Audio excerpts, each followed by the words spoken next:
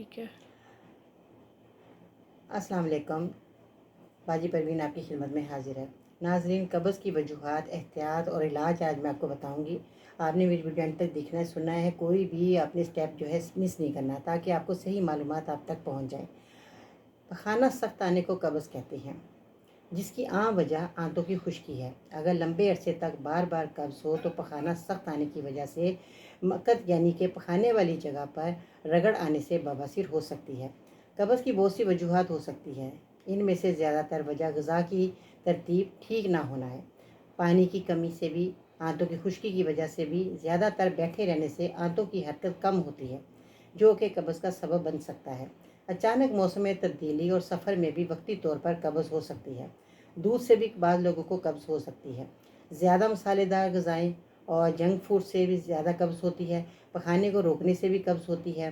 کچھ ادویات بھی آنتوں کی خشکی ہونے سے قبض کا سبب بنتی ہے، جیسے درد کشا ادویات، آئرن، کیلشیم سپلیمنٹ بھی قبض کا سبب بنتے ہیں۔ ذہنی دباؤ، ڈپریشن، نیند کی کمی سے بھی آنتوں کی حرکت کم ہوتی ہے۔ مقد کی سوزش یا تنگی بھی قبض کا سبب بنتی ہے۔ حمل کے دوران بھی قبض ہوتی ہے۔ قبض سے بیٹھنے کے لیے فائبر والی غذائیں جیسے ساگ، پالک، میتھی، سلاد، امرود، ناشپاتی، آڑو، انار اور سیب وغیرہ ضرور کھائیں۔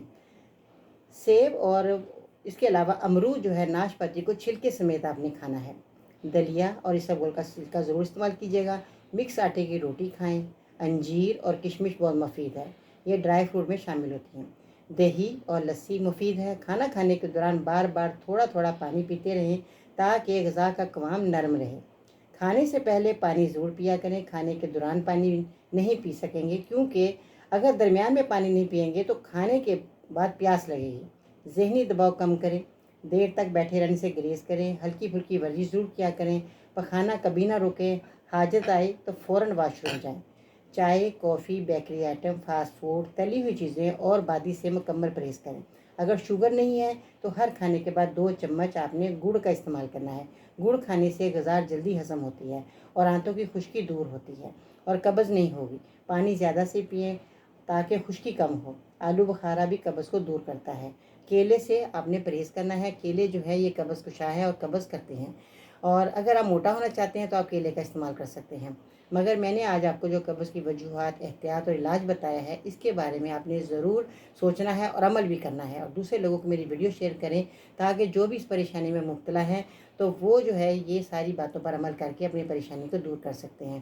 اگر آپ میڈیسن لینا چاہتے ہیں تو میرے پاس ٹوما ہرب موجود ہے جو کہ بہت ہی مفید ہے۔ دیے گئے نمبر پر آپ آرڈر کریں۔ تھینک یو سو مچ جی، اپنا خیال رکھیے گا۔ انشاءاللہ پھر ملتے ہیں نئی معلومات کے ساتھ۔ اللہ حافظ۔